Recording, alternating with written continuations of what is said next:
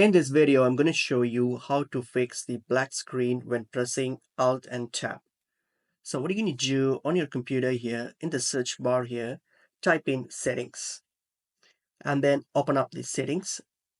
And once you are on the settings page here, click on the system option here. So click on system.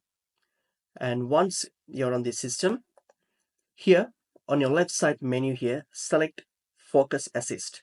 Click on focus assist. So from here, under focus assist, you'll see underneath there are like automatic rules here. So underneath here, turn all these options off. So toggle the switch and turn it off. Okay, toggle the switch and turn all these off. So once you have turned all these off, so now if you go back to your computer and when you press the Alt and Alt tab, then this should now fix the black screen issue. And that's basically pretty much it is.